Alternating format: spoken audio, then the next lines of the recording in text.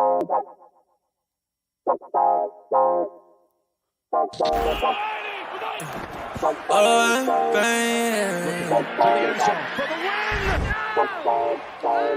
what the fuck? Whoa! Yeah.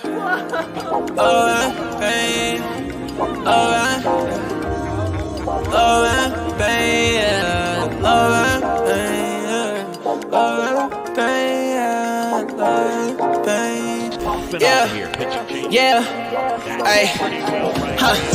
I just wanna touch the top. Baby said that she in love and she don't love the lie. Been chillin' with all the bros, I've been above the spot. Shawty said that things change, well it does a lot. Hey, watching out the payment, man, the suds is high. Yeah, lost inside the heart, but it's emerging right. I've been out the way and I'm good. I can find my home. Everything I said it was is not. Yeah, Jamaica, how you layin'? Yeah, you ain't say none, what you saying, baby? I lost you, but who's paying? Don't know why you hit my phone, why you playing? Yeah, I can't handle it without the trusting. Yeah, I can see the top, I wanna touch it. Yeah, we been getting money, no discussion. Now I don't let it top, and shorty always get the fussing. Yeah, hey, I like the cruise on it. Say she like the way I sound and how I groove on them. I been steady dodging bullets, how I move on them. But he talking out his neck and not a crew on them. Yeah, and I'm sliding. Shawty like the vibe, don't want the ride to end. Yeah, to the nice end. Yeah, to the nice end. I can always keep the cool, I'm never fighting. Man, I love was all the cake without the icing. Now I found new love, different pricing. And it won't cost my soul, no devices. Yeah, I ain't got a plan for it, I'm the man for it. Something Brody couldn't stand for, it's very important. I've been off the edge, I've been feeling the wind blowing. I can lose my head and my heart, but they been gone. I just hit the head of stairs when it's dead time. I just lost promises, I regret mine. I just gained a lot of love on the west side. I'm the go, but I would never be the best guy. You might take me out of business like I'm Best Buy. Talk about the go to maybe soon, I know that's right. Yeah. Talk about the go to maybe soon, I know that's right. Thinking about the future, looking good and it's the best side. I remember. Welcome back to Ride the Tide Sports Podcast, Season 3, Episode 61. The NBA playoffs are in full swing. We are in the NBA Finals. As for hockey, the Stanley Cup playoffs, Stanley Cup Finals also in full effect. Tycho might have a couple questions he wants to sling at you, as well as me and Jesse letting you know what's going on in the world of baseball. And, of course, all four of the boys are joining you. Yes, sir. How we doing, boys? Oh, we're doing good. We're doing good. We're just hitting June, and the whole week is 80 plus in Michigan. So I think we're all doing good. Hell yeah. Not too shabby for Michigan. Nah. Usually we got to wait a little while before it gets this warm, but we're getting it early this year. So who needs to go to Florida anyways? But speaking of Florida, let's talk about the NHL. Let's get into that first, starting with Florida. The Florida Panthers are advancing to the Stanley Cup final, and they did so with 4 seconds remaining. Matthew Tkachuk with his third game-winning goal. Motherfucker won in the series, bro. I mean, third game-winning goal, not of the playoffs, but of that series alone. My God. Yeah, that dude went absolutely nuts. That was a sweep, but if we're being honest, every single game of that series was close, it was gritty, and it was a good hockey game to watch. I mean, maybe not everyone stayed up for the game one for 4 overtimes, but I did. I talked about that, Luke. I said that me and you deserved a fucking award for that shit because that was unbelievable. Not gonna lie though, when I saw like 20 seconds left in the 4th overtime of that game one, I'm like, oh my God, we're about to go to 5th overtime. I don't know if I can do it. And then Tkachuk's like, hold up, I got you. Let me just score with 12 seconds left. I said, hold on, go to bed. Hey, fun fact, Luke, we learned on the last pod that Jesse was, after 3 overtimes, that's when he called it quits. And then now the 4th overtime, they won it. Nope. Why do I need to watch 4 overtimes? You guys are doing great. You're both winners, but one of you has to lose. So. Yep. I mean, shit. We thought we were about to see if we're about to have a third game in 4 games to go into overtime, but because the Hurricanes tied it up with like, what was it, 1:30 left in the third period? Yeah, like 2:30. They fought yeah. to the There was like somewhere around 2 minutes left. And then we're like, well, shit, we're seeing another overtime. And then Chuck's like, oh, wait, we're on the power play. Let me just score with fucking 4 seconds left to take the series win. He said, timeout, Tycho. You lost too many bets recently. Let me give you a dub. That was nice of him. But then we also have to mention the Panthers post-game tradition. Yeah, I was about to say, can we talk about this, please? Yeah. So the Panthers have started a tradition, and they started this in the beginning of the playoffs, where they give a shared dog bone, like you would, just give to your dog, that everyone bites, and the player who shows the most dog in them after the game gets the bone, to keep in their mouth and to walk around and claim that they're that dog in them. I love this. I think this is great. I think that more teams should do stuff like this because, in baseball or whatever, you'll have like a home run thing. But, bro, this is talking about that dog in you, not who had that awesome goal or who, did this or that. I love this. I feel like this is a great thing that they should be doing. I need to start by saying, Dylan, that every team has something like this. Well, I love this. The hard hat, whatever it is, like there's post-game traditions on every single team. I'm saying, yes, that's a good idea. However, like when they do it in the dugout in the MLB, everyone can see that shit. All the cameras are out there. They don't have cameras just posted up in the locker room. No, I'm saying this isn't for the fans. This isn't for. I know, but you're saying like more people need to do stuff like this. You do, you just don't see it. Every hockey team has something for the basically MVP on their team that night when they win. Yes. All right, well, let's talk about this. Yeah, the dog bone thing. Yeah, that's sick. And I bet you that one of the younger guys came up with this. Probably. There's no way an old head was like that. You get a bone. Sergey after the final game, just happy as could be with that dog bone in his mouth. I mean, got that dog in him. He could have got that dog bone every fucking game he played. He doesn't need a dog bone. He needs some fucking water. That's what he needs. That's true. Get that in the bowl. All right, let's talk about the other side. You get him a bowl of water, you get him a dog over here. The Golden Knights also advancing to the Stanley Cup final.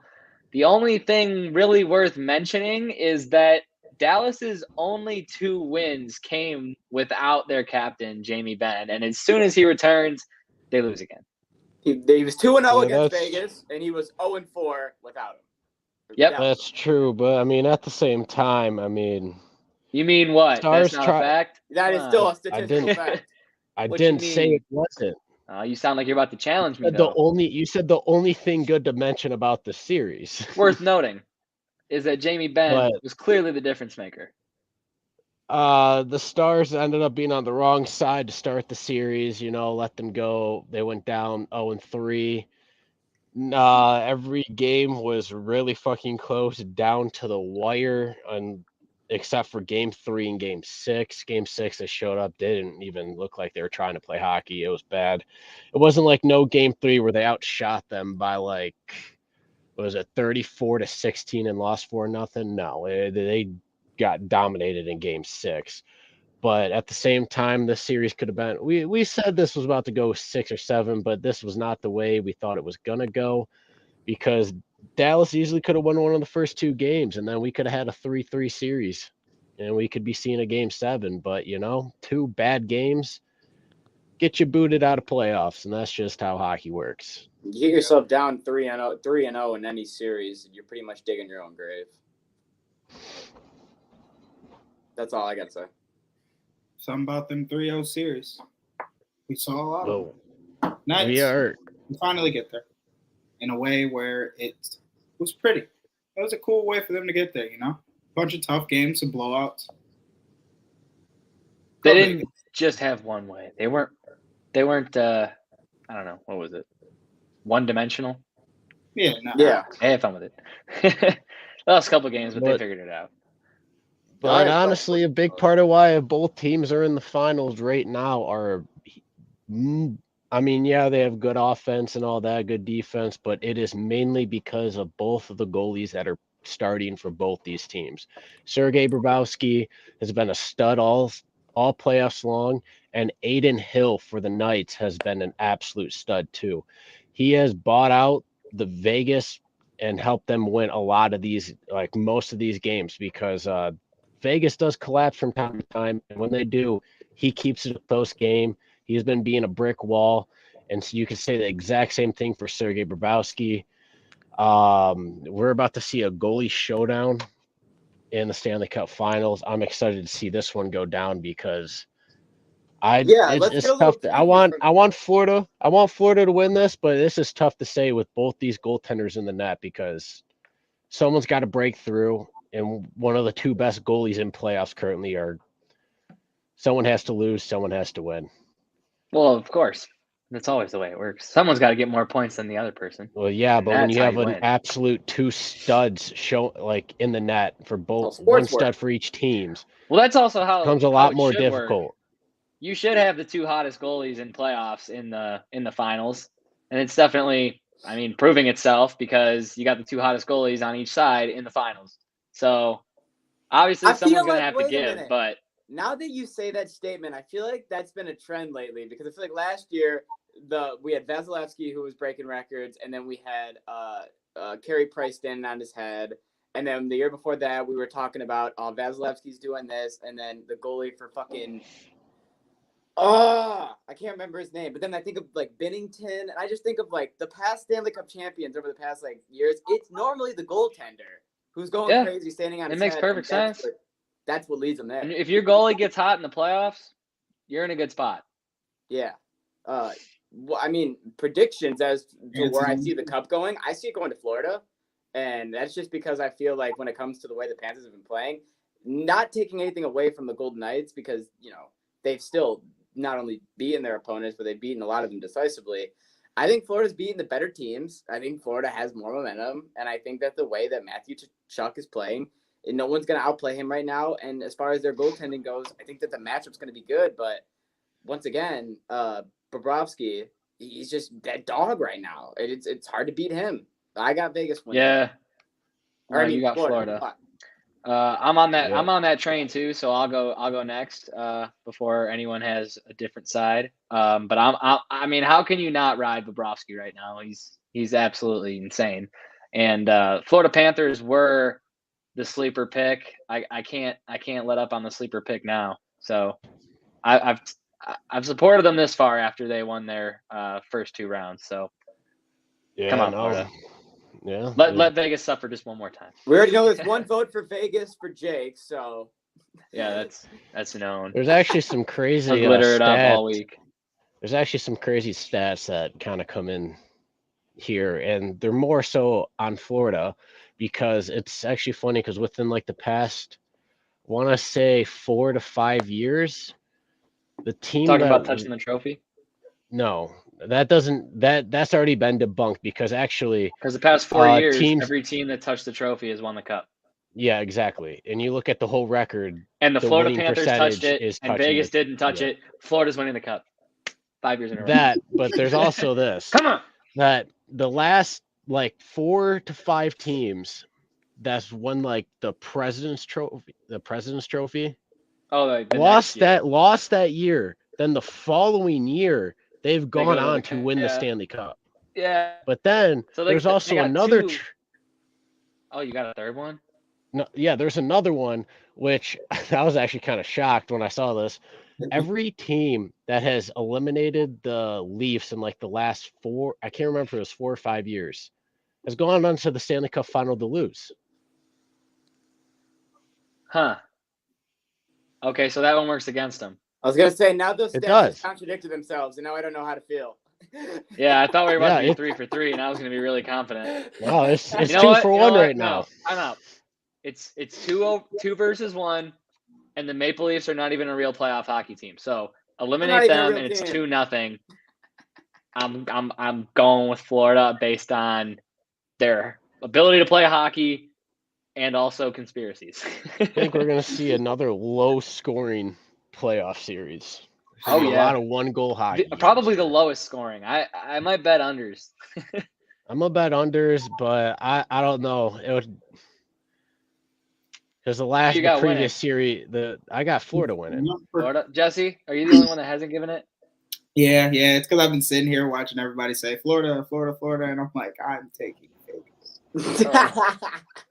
Why? I just feel like this is their time. He wants Jack Eichel to lift having some difficulties to get there. He's gonna bet Jack Eichel for MVP Vegas to win. How did you know? I'm kidding. Come on, man. You're writing the story. I'm just reading it. Hey, I'm just feeling nice about Vegas. I just feel like it's their turn. They're going to be that quick expansion team that ends up getting their championship early down the road. I don't know how I feel about a team coming into the league and going to the cup twice and winning a cup in the same span that we haven't been to the playoffs. That would make me feel very good. They haven't gone through the hardship that that's supposed to make you feel good to deserve. So I kind of hope they fucking lose. Yeah, they didn't do no Detroit Lion shit. They got to lose for like 30 years or something. Yeah, it's not fair. You got to earn this shit. Well, maybe we'll talk Lions. Maybe we won't. But I got an NFL roulette version of Tycho's questions that we're gonna do, and it should be rather interesting. It's based on an article that I found from Sports Illustrated. Okay, this article is, as long as it's not by Chris Sims, 100 bold predictions for the 2023 NFL season. 100 bold predictions. Okay, and you're gonna name them all. I am not naming them all. That is definitely not what's going to happen. But I'll tell you in a minute.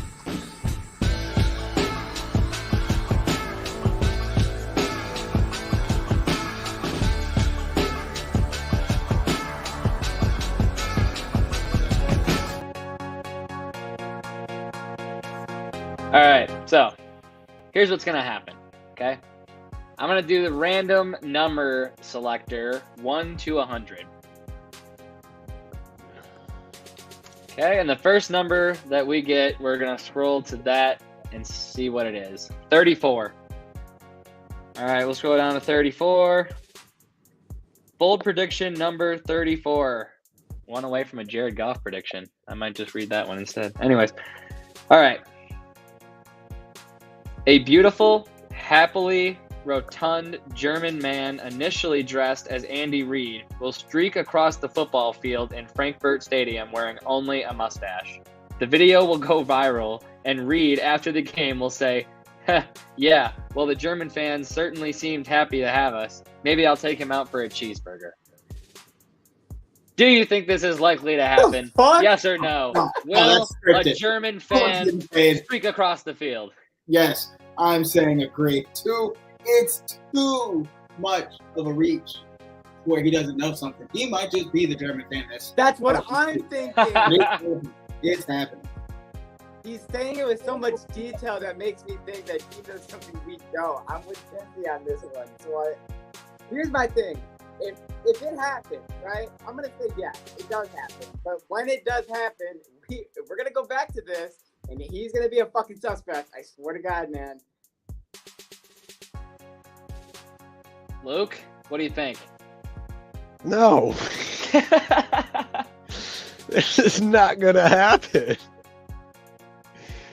Every single detail that was said will not happen.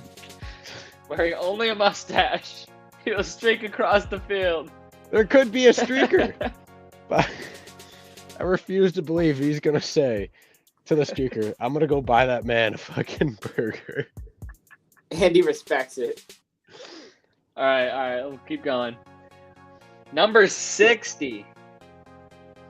All right, number 60. The Commanders rookie, Emmanuel Forbes, will have multiple pick sixes. Forbes is so fast off the line of scrimmage, and despite his slender frame, will be ideal at picking off bubble screens and other quick throws.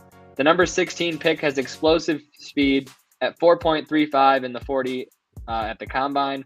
And bonus prediction, on one of those pick sixes, he will become the fastest ball carrier of the year in terms of miles per hour. No. You're making such a bold prediction off that from a rookie. The second one, hell no. No. I'm no. I do think it's possible that Forbes gets multiple pick sixes. Picks. Late in the game, garbage time, that's possible. Pick sixes and picks are completely different. 2 is multiple. That's what I'm thinking. There's 17 games. There's a chance he gets at least 2, which is multiple. Well, I mean, yeah, I feel like it could potentially be, but only if Washington figures out Chase Young and get him to stay on the team. They figure out that contract situation. If he stays, there's going to be a lot of pressure on QBs and, some wild throws here, some wild throws there. So a speedy guy over there, he's like, yoink. You're going to have to take it to the crib. I say yes, only if Chase Young's on the team. Fair. But Emmanuel Forbes wasn't a pick guy in college. His whole thing was that he could keep up with receivers and that he would stay. He was one of the best test points. Well, maybe all that press is going to get him some action. Press action right off the line. Quick slant. And it's going the other way. All right. Chase Young's about to get the sack. Oh, he throws it away. He's going to the house. Oh, my God. Next number we're doing, 63. The Chiefs will be undefeated heading into their Week 10 bye. Apologies to the Lions, Jaguars, Bears, Jets, Vikings, Broncos twice, Chargers, and Dolphins. A Super Bowl rematch against the Eagles on Monday Night Football will be the only thing standing in their way of a perfect record at Thanksgiving. No, they're losing on opening night to Detroit, so no. Bold. They will lose to Detroit or Miami, I'm calling it. Yeah, they're losing to Detroit. So game 1, it's already going to be 0-1, so that's tough. Luke, what do you think? Will the Chiefs be undefeated heading into Week 10? Their first 9 games in a row. So heading into their bye week. Okay. Exactly. No, they will not, because they might be going into Week 9, but they ain't leaving Week 9 with the fucking dub, let me tell you. Because Tua, baby, he's going to hand him that L personally. Week 9, Tua will be watching that game from the press box. There's no way he's healthy by Week 9. You haven't seen him lately if you think that. He's ready. Yeah, I watched He is ready. Spend the whole offseason getting ready, and it took him, 2 weeks to get fucking hurt? He's the DeAndre Swift of quarterbacks now.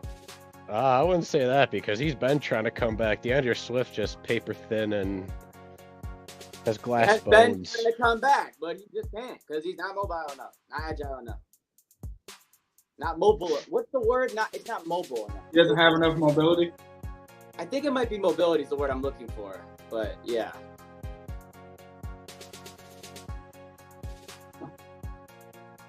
Yeah, I agree. He'll give him my health. Because he will be playing. But we're not even going to go down that rabbit hole. Yeah, so we all say that they will not be undefeated. You're muted. We can't hear you, Ty. Cannot hear you. All right. Number 78. Jameson Williams will score 6 touchdowns in his final 11 games. While no one was hoping for a gambling suspension for the talented 2022 first-round pick, the Lions will be able to serve with their dominant running game plus an underrated and still improving quarterback in Jared Goff, not to mention one of the best designed offenses in football. And that will give Jameson Williams a bit of the element of surprise when he comes back. Defenses won't be prepared for how easily he can dominate a secondary. Will Jameson Williams score 6 touchdowns in his final 11 games? My number is at least 6. I think that's very doable. He had 2 plays last year, and he had 2 touchdowns. I mean, I'm going to say no. I don't think he'll have 6, but that doesn't mean I don't think he'll be productive. I think that he'll still put up a lot of yards. I think he'll still have a lot of catches. I think that he'll still get tutties. But I just think that Jared likes to throw the ball around. He likes Amon-Ra. He likes Reynolds. And there's a lot of other targets on there, including the tight end that we just drafted. So and Marvin I'm Jones not taking any production away from him, but I'm just going to say no, he doesn't finish with 6. I'm going to say no, because that's being very dependent on Jared Goff throwing the ball deep. Yeah, he don't like to do that. Hey, I heard Jared Goff was overthrown in OTAs. Jared Goff will. Yeah, but Jared Goff been on that Lord. juice. Been on that juice, man. He's slinging The it. game time Fire. situation, you're gonna go with your guaranteed stuff that you know that works, and it is so questionable on his long ball game. I feel So like I'm his gonna long say ball no. game has been proven many times. It's just they've never had somebody. They have like Chark and Reynolds. They're players that are kind of Chark's gone. don't get a lot of separation for the most part. So you're always putting it into their window and trusting them. Jameson's more of a get behind the secondary, Deshaun Jackson style of play. Yeah. That's why I can see him getting split. Mm-hmm. Yeah, I'm with you on that. All right, we got one more, and it's number 78. Number 78, bold prediction is Carson Wentz will sign with the Green Bay Packers. I think Green Bay will ultimately need to add a veteran body behind Jordan Love. This team cannot, as the Jets did during Zach Wilson's rookie season, surround the first-year starter only with help in the QB room that seems unthreatening. Wentz has struggled in different offenses, but it would be worse seeing how his style of play would lose some of its unpredictability in Green Bay. In a Green Bay offense without two stout running backs and some good tight end play. So, will Carson Wentz sign with the Packers this season? No one gave shit to Bill Belichick. He did that in his room at New England. So therefore, fuck it. Green Bay, you get a green flag with me. I don't really care about you. Plus, why do you need veteran help? You're going to be losing anyways. No, Carson Wentz will not. Carson Wentz's career is stopped. Bun, Dylan? finish, finito, toast. He sucks, and so does that franchise. Jordan Love is who they think is going to be the next Brett Favre, the next Aaron Rodgers, the next franchise quarterback. Week 7 will come around, and they'll realize they're fucked. They might get Carson Wentz. They might not. If he does join the team, he'll suck just as bad as Jordan Love probably does. So I'm going to say yes for my own personal sake, so he can go over there and just toss as many picks as possible, and I can watch the Packers just suck. So I hope he does. I'll say yes because maybe not at first, but they're going to go like a game or two with Jordan Love, and they're going to be like, dear Lord, we're going to need some veteran presence. That's what I'm saying. They're going to realize he sucks. Dylan, what happens if Jordan Love pops out of nowhere and he's really good? Yeah, well, that's not happening because I don't live in an alternate universe, and my arms aren't where my legs are. So it's not going to fucking happen. All right. Fuck, you said it. Those are Tycho's questions. You just made the list! I got a question for you before we just answer this because I feel like it's on topic. Where does everyone see D-Hop going? He just announced 3 days ago that he's released from the Cardinals. Dude, I have no idea. This man has like priorities and shit. I just want to know, what do you guys think? Times in Kansas City. The And Chiefs, no one I sees see it the coming. Chiefs, though. And my boy, Patrick Mahomes, gets him a true wide receiver one because he just makes people his wide receiver one per game when he feels like it. But I think they can pay for D-Hop. They didn't even have a lot of money when they signed Patrick Mahomes to his stupid contract, so they can figure out. I think the Chiefs make sense, but I also think that it would be smart if the Ravens made an offer too. I think the Ravens. Hey, you never have receivers in Baltimore, so like when one's looking for a place to go, I mean, make an offer at least. But They finally just bet that work. money on Odell, and they just drafted a wide receiver too. So I don't know if I see Baltimore. Yeah, get one more. As an option. They won't because they really do have a lot of faith in Baker. But they won't. Uh-huh. Yeah. I honestly, I'm with Jesse. I think that most football fans hate to see it unless you're the fan. What do you got, Luke? But they're going to the Chiefs. I don't know. Just pick a team. Just The throw one Dolphins. out there. There you go. Load up All right. receivers All even. Next. I'm not gonna lie, bro. Next. The Eagles. Next. That's crazy, but the Eagles should, because if anything happens to AJ Brown or Devontae Smith, they don't have a 3. Their Eagles' third Good. receiver is so weak. They don't care about a 3 because don't they need a feel third like if receiver. that happens, they have 4 running Jalen backs. Hurts will throw the ball to himself. So they have 4 running backs that every game they'll be like, you want a touchdown? You want a touchdown? You want a touchdown? You want a touchdown? They don't give a fuck. They'll just play the run game.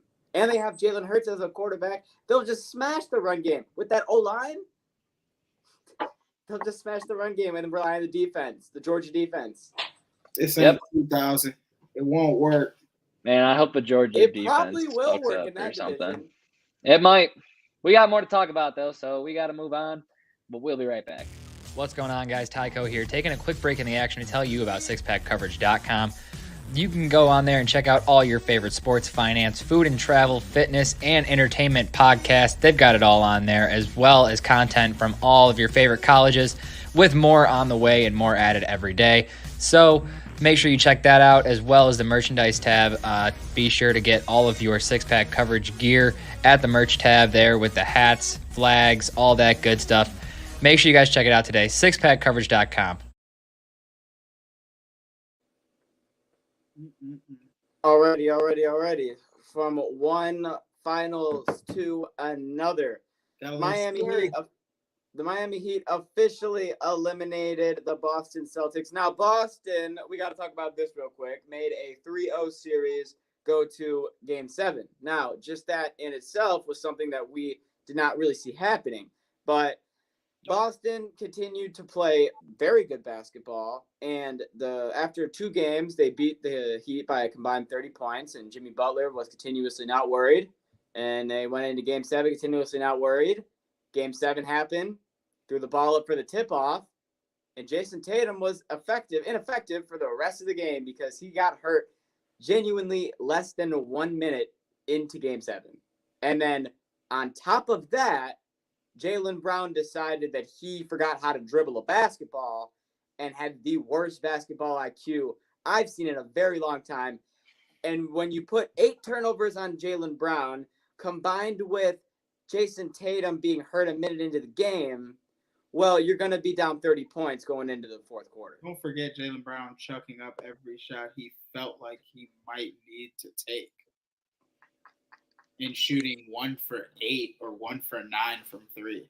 It was bad. It was kind of a combined 9 for 26 from 3.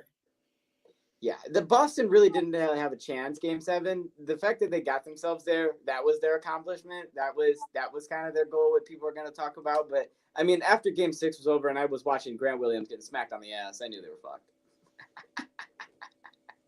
It was the wrong vibe in the locker room. It wasn't hype. It was way too just not for me. So I was fully like, Jimmy Buckets got to go crazy. And then after the game was over, Jimmy Buckets has officially filed the trademark for his name to be Himmy Buckets. Himmy Buckets is officially being trademarked by Jimmy Butler. And I think that's just amazing that he waited till after the game was over to do that. Obviously, he won Eastern Conference Finals, most valuable player as well. But somebody else I want to talk about. Somebody else that I feel like we haven't really been showing any love at all. Sorry, I lost it in my notes. But that's Cody Martin. That's somebody that we really have not been talking about at all. Caleb Martin, my bad. Sorry. Okay. And Caleb Martin, who has been 1 vote away from winning the Eastern Conference Finals MVP. For those of you who don't know, as much as Jimmy's been balling, he was only 1 vote away from winning it. He dropped 19 points, 6 rebounds, shot over 60% from the field and 49% from 3 in Game 7, and was the biggest second man outside of Bam to help Jimmy Butler. He had more than 19. He had 26 in Game 7. I'm reading you the stat line, Jesse. That had to be his average over the series. Yeah, that's what I mean. My bad. You're right. That's what his average was. I was going to say, he definitely dropped a smooth 28. Yes. You're right. Yeah, that was his average over the Eastern Conference Finals, and that was why he was only 1 vote away. But Caleb Martin is somebody that I've not seen anybody talk about. Obviously, we know he's the twins, Cody and Caleb. Everyone knows that they're the 2 twins. Because he came from Charlotte. And he got dropped by Charlotte. He wasn't supposed to play for the Heat. They both went to Charlotte. No. But Caleb was out of the league. and Caleb was training, and he trained with J. Cole. And J. Cole was friends with the assistant head coach at Miami, and he said, you should get this guy a chance. And then coach brought him in, obviously after seeing he play for the Hornets, and guess J. Cole's that good of a friend with him. For real. His advice. And now Caleb Martin is ball. I love that. In the postseason when it really mattered. I think the thing is that Miami just knows how to develop players. I mean, people like Duncan Robinson, people like Caleb give him much PT. He didn't get this. He wouldn't have got this type of playing time if Hero didn't get injured. I know, but let me finish my point. I hear you. People like Caleb Martin, people like Duncan Robinson, people like Max Strus, people that were not being talked about at all, but then all of a sudden out the season, whether it be the injury factor or whatever, if people get injured and you got to step up, most people that are in the league, they're really not doing shit. They're just a place filler for when they get back. These guys aren't place fillers. These guys took this opportunity and started balling. And we wouldn't have known that if they wouldn't be developed. And once again, I got to give that credit to Miami because these are three players that it's not like, okay, we didn't know who they were. Two of them were on different teams doing nothing. Then, well, obviously one of them, like you just said, J. Cole was out of the league. And they all came back to Miami, and then now they're something.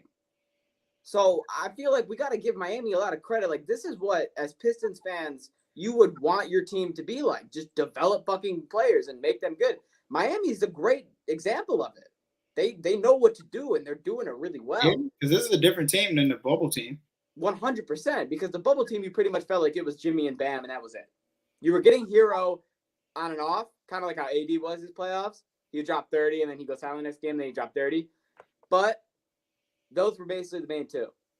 Now, I feel like you have Jimmy, you have Caleb, you have Strus. And you got Hero. Bam. Hero can return by game 3. He can return, and that's a solid lineup, and that's what you need when you're going up against MPJ, Aaron Gordon, Jokic, and Murray. You know what I never thought about? How good the series is actually? Because that's what I'm thinking about right now. This is a really good fucking series. No, how difficult it is to switch don't up. Tell me no. I can't tell you no, motherfucker, because that's not what I was thinking, bitch. Damn. You say yes, and if that's not what you were thinking. You say yes, that is, but. I didn't say yeah, I just said no, I thought. All right, what's your thought? You made me lose it. There's no way you just lost it. Well, yeah. You kept yapping, telling me not to tell you something, and then I'm like, this motherfucker just told me not to tell him something. Gone forever, Aaron Hernandez. Never gonna get it back. Thanks, prick. Oh, you'll get it back. Your memory ain't that bad. It'll be gone. It wasn't that important, I guess. Then what do we really even need to talk about on it? Well, you can't say that, douche. It wasn't your thought. It wasn't my fault. Who the fuck is that guy? An asshole. That's who he is. Hey, man, I speak the truth. Some people don't like it.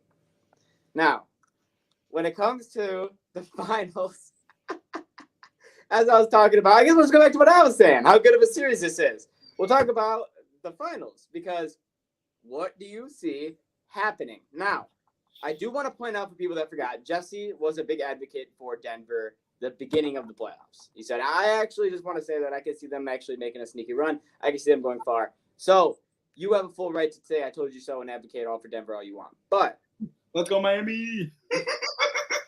With that being said, I want to know how do you see this series going?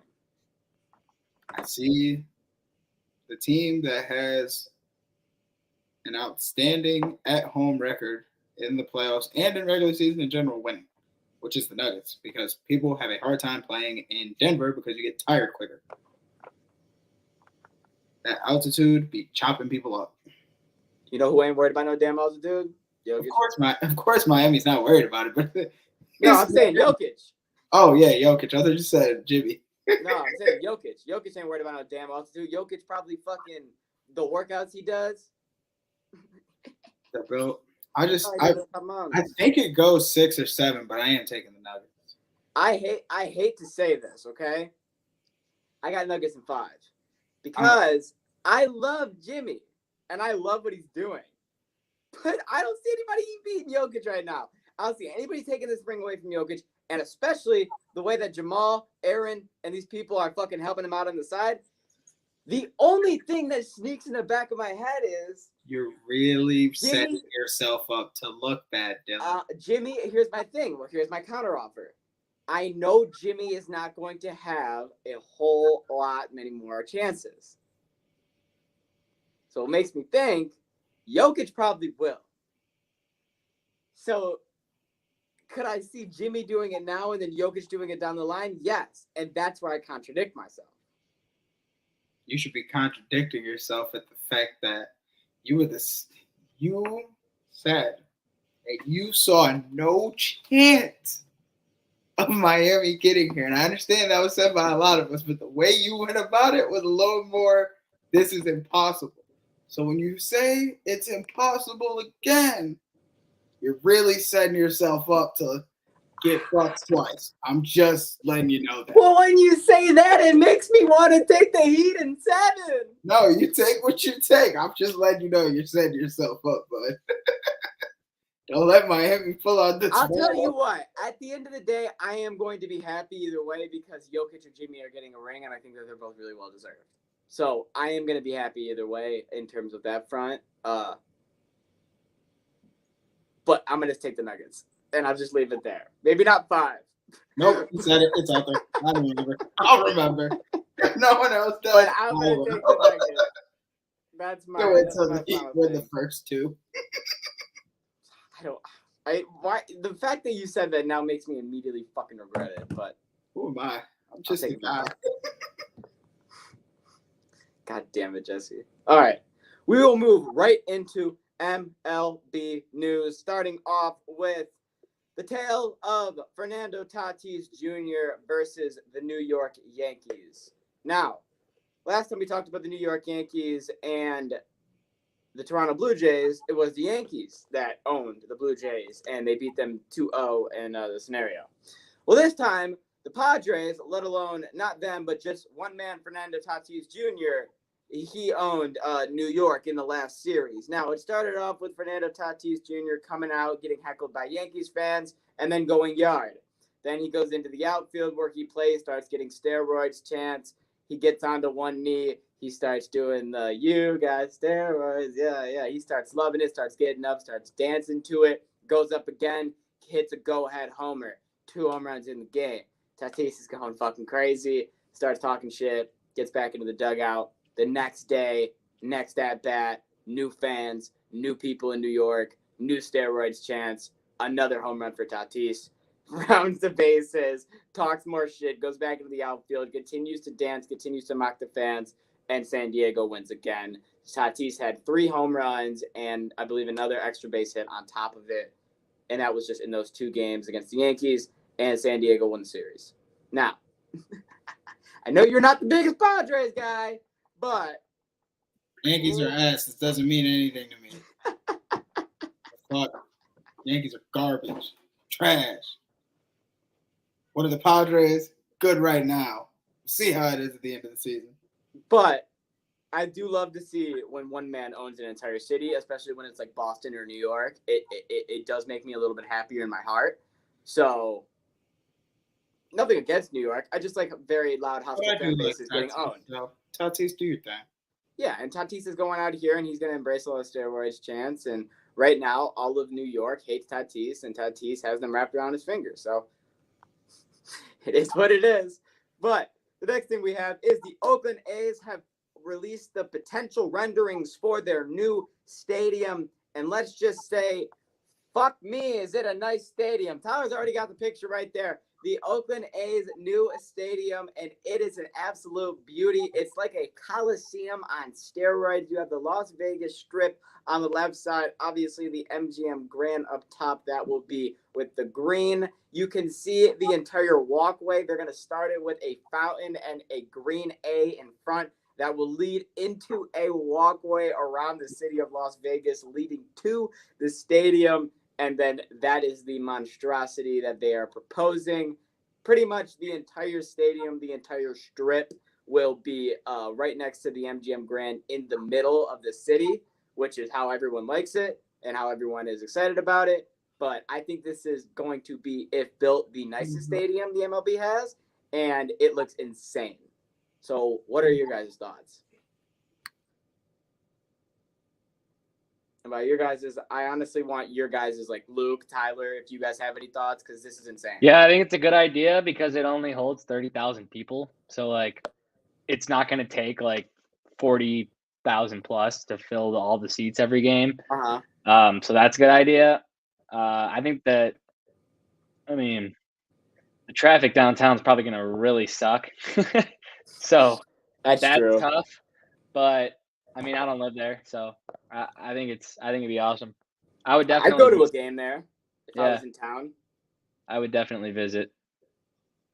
So I don't know. I think it looks sick.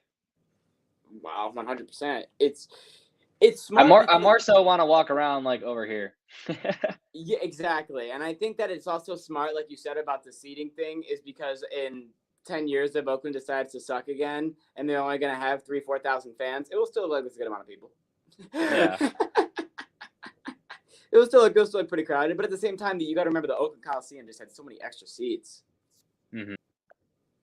I probably wouldn't go to a game because I'd just be in the casino, to be honest. Really, Luke? I could have guessed that. No.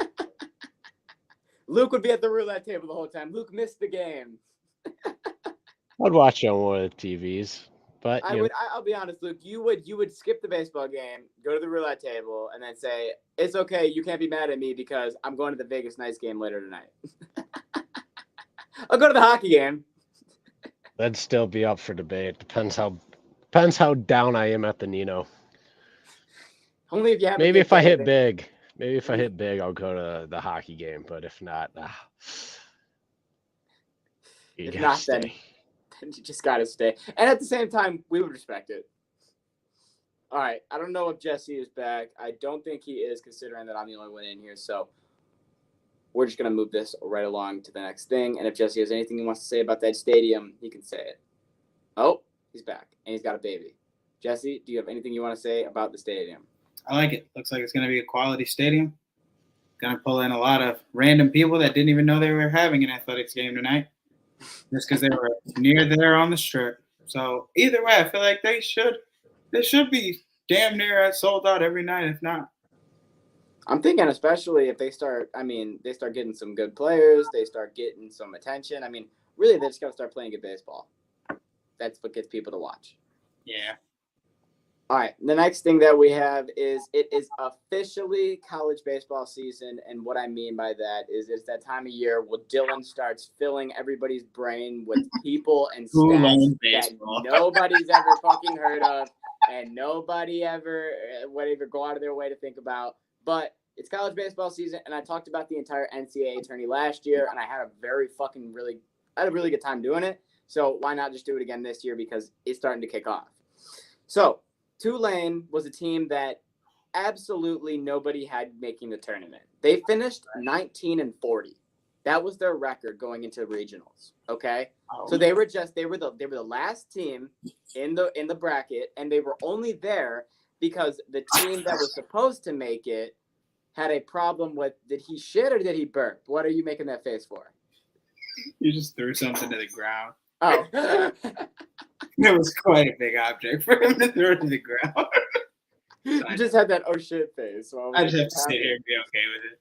Okay, so Tulane only got in because the team that was supposed to get in had a problem where they violated some type of NCAA code of conduct, and they were out. So Tulane's 19-40 ass got in the final game, okay? They went on an 8-game win streak, a Cinderella run to win the entire regional bracket, and has now clinched the NCAA tournament bid with a 19-40 record because they just won the entire regional from the final seed. And you win the regional, you make the NCAA tournament. They won the entire AAC title. So let me put it like this. This news is quite worth it. I was going to say, yes, this is worth it. So let me put it like this. I know you now, Tulane. Let me put it for people like this who wouldn't understand. Think of it like this. This is like a 16 seed March Madness making a Cinderella run to like the Final Four before the tournament happened. To make the tournament. You know what I mean? Like this is insane. So honestly, Tulane now becomes one of those picks where you're like, okay, they're technically the worst team in the bracket, but they beat the 11th best team in the country to win regionals. Okay. And now they have the most momentum other than any other team. It makes you We were 19 and 40. Coach got the phone call. You know what I mean? Like it makes you think like you wouldn't believe it, but this team got booted and now we're in. Seriously. Just have fun. And they were like, shit, we finna ball. It's like, bro, we're the final season. All right, I gotta throw this into better perspective for people. Okay. It is not like going to the Final Four before the tournament even happened. In this case, it's more like if you were Minnesota, okay? You're Minnesota in the Big Ten in 2022, 2023, and you enter the Big Ten basketball tournament at the end of the year with an overall conference record of 2-17 and a record of 9-22 on the year, being the worst team in the Big Ten. And then you somehow end up beating Purdue and winning the tournament. And then you get a bid to the big dance, which is That's the a great main analogy. thing. Yes. That's what it is. That's exactly Now, what if it is. they continue their run, they are the Cinderella baseball. Yeah, so a lot of people love to see this from Tulane. I also want to just let everyone know that it is in this weekend as of today. I'm literally looking at it right in front of me. All the regional finals will be concluding today and tomorrow. So that means that next week you officially get the start of the NCAA bracket. Aren't you so excited, Jesse? It was good. Smile on my face. I will say that I watched the College Baseball World Series. Tyler, I watch it. last year in the beginning, he picked Arkansas to win it all, and they won it all, and it was a blast, and it was fun. So we're just going to do it again. Can't wait to get my bracket. And see what happens. So next week, I would stay tuned for that. But I believe we have a couple more baseball things here, and then we'll close it out. Gary Sanchez is headed to the Padres. Yeah. Gary Sanchez, who left most notable on the Yankees. Then he went over to Minnesota. Then he went over to the Mets this year. Started struggling for the Mets. Now he's over in San Diego. Jesse, I'm not even going to ask you because I already know you don't like the Padres. You don't think this is going to change anything for them. So I don't even know if I want to waste my breath asking you what this means for them. But all I'm going to say is they needed a catcher, a backup catcher. And if Gary Sanchez can still swing the bat, good for them. No, what I was going to say is I hate this for the Padres because there's something about Gary Sanchez that I actually do like, and it's his ability to hit bombs. And I don't care. I don't care that he's old. I don't care that he got dropped off by a couple teams. He's been around a little bit. He can still give you enough of a spark at a right time. That's true. And he just won't give it to the Padres. And I feel like he's clutch. I feel like he'll hit a walk-off dance. Yeah, he will. I can see it. Watch. In October, I'm going to be pissed off because the Padres got a walk-off home run from fucking Gary Sanchez. He's going to send him to the postseason. Clip this shit right now. 197, but this game, he won it. With Gary Sanchez, one home run, and the Padres win the pennant. That's the day Jesse stops watching baseball. First of all, Padres get that far, I'm pressed. Second of all, the Padres win, I'm pressed. Third, the guy that picked up Gary Sanchez, he's not Gary. the most clear-cut, you know what you're getting guy, you know. Gary, as they call him. All right, on to a great piece of news. Liam Hendriks officially returned to the mound since beating cancer. He made his start last night after finally coming back to the mound. He had his entire family there. He had his wife. He had his kids.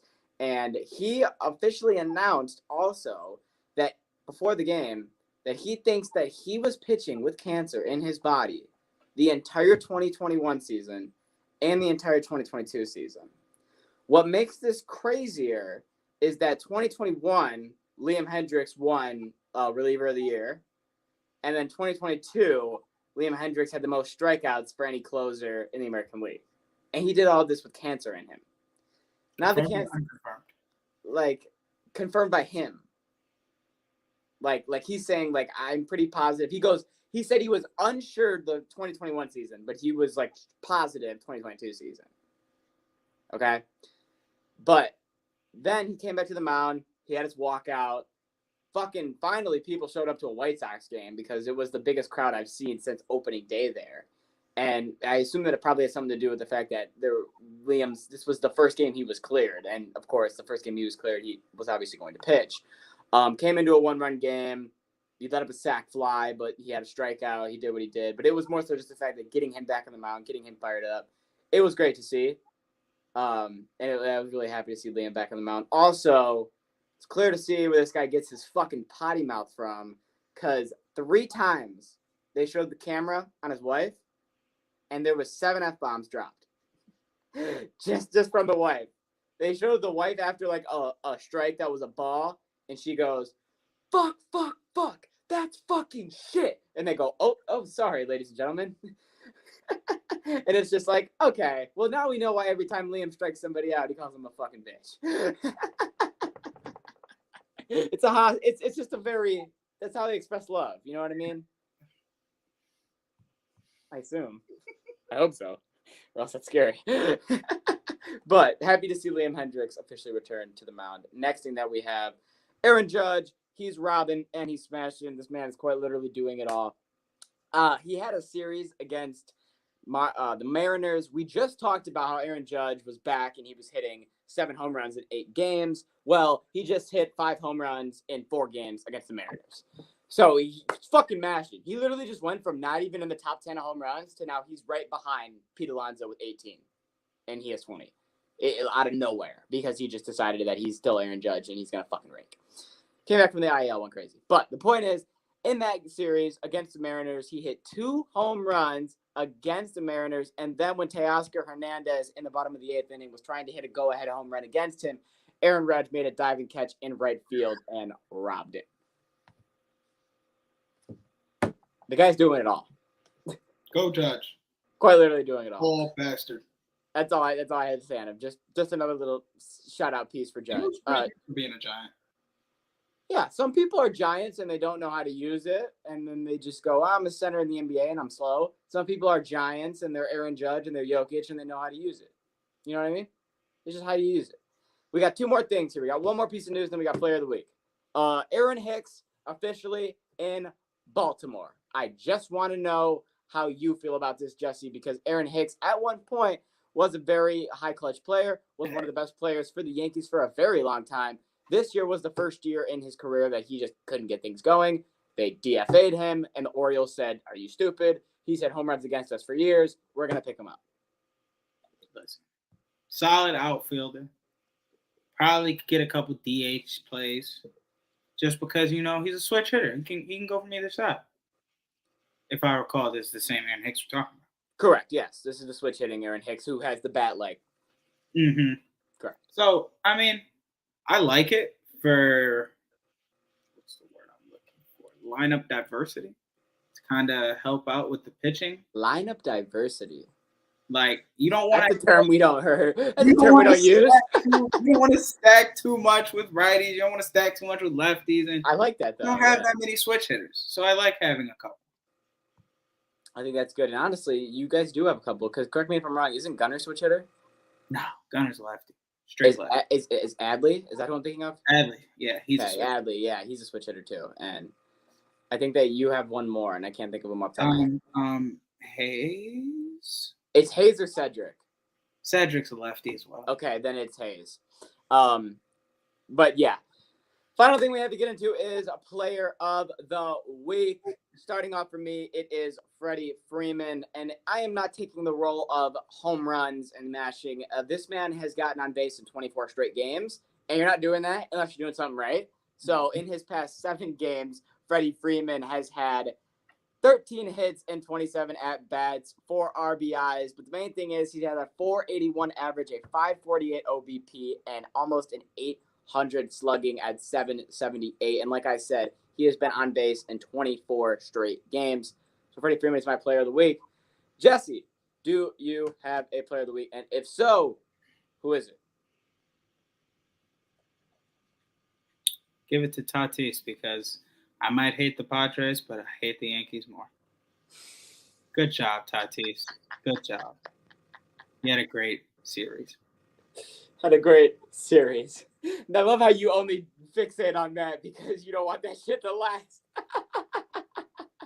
I'm done here. Okay. It was a good series. I've already said enough. But do we want to talk about how Riley Green got put on 10-day IR? We could talk about Riley Green 10-day, or we could just rip the Band-Aid off and just talk about the Tigers real quick. All right? Because I've wearing this Tiger hat for the past 2 weeks because they decided they wanted to play good baseball. And the thing is that the main thing is the Tigers have not really been the best team. But when it comes to their division, they only need to be 500 because they're a game and a half out. They're 26-28 as they currently stand, okay? But they're a game and a half out of first place. And as it's concerned, the Royals and the White Sox, you can throw them out the fucking car window. Yep, they're trash, and they're not even going to be in the competition.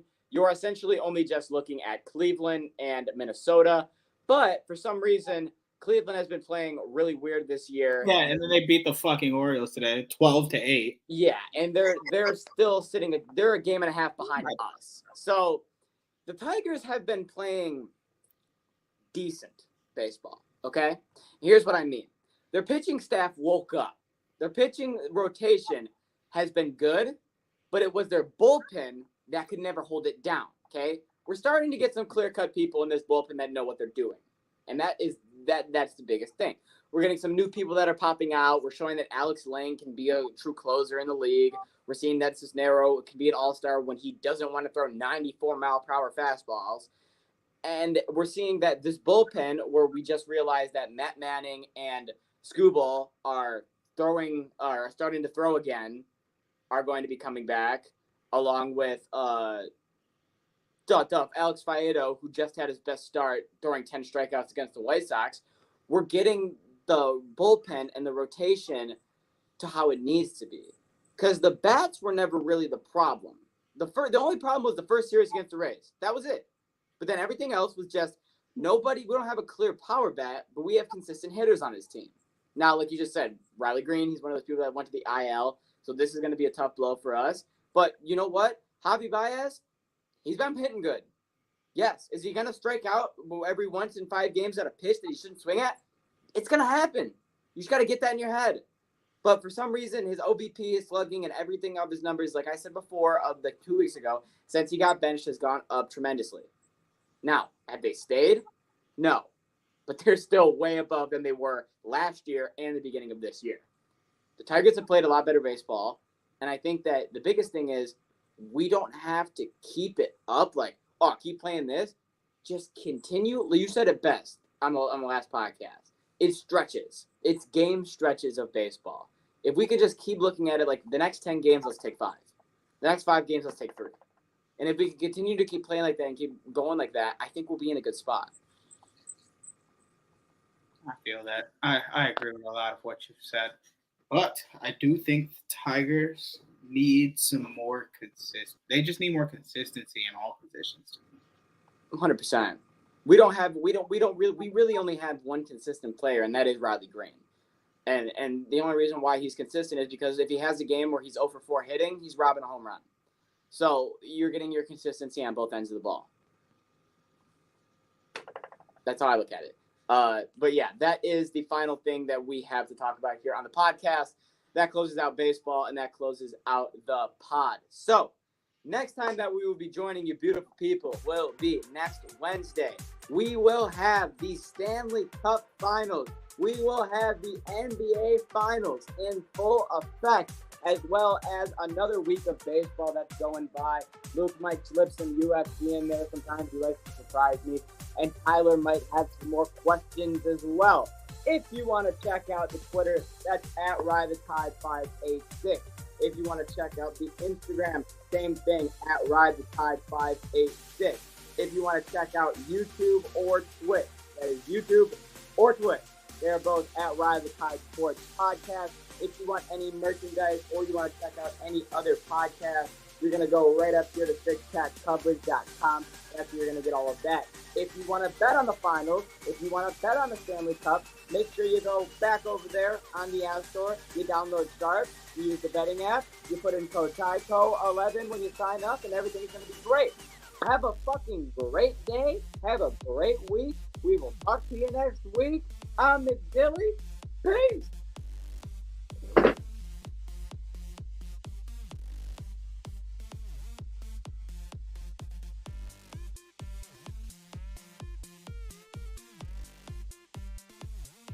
Sports bettors, you need to download Sharps, the better social network. With Sharps mobile app, you can tail your friends' bets with one click. See a bet you like? Just click the whale tail icon and boom, it will open in your corresponding sportsbook. Sharps securely connects to major sportsbooks like FanDuel, MGM, Caesars, and more. So you can not only track your bets, but share your bets in creative ways. So gather the degens, download Sharps for free, and join our fast-growing sports betting community.